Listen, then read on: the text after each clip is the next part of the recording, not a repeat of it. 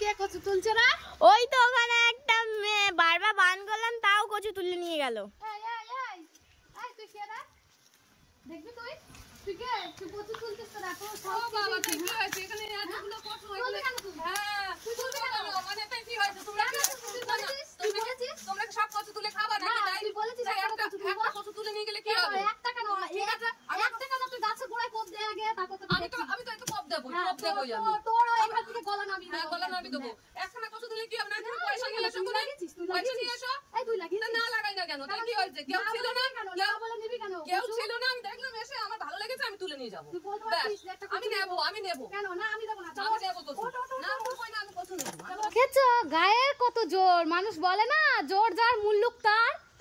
জোর খাটিয়ে কচুটা তুলবে বললো, সেই কচুটা তুলেই নিয়ে গেল। কচুটা দেখছি আমি খাবো বলে খা তোর গলা ধরবে, তুই খা।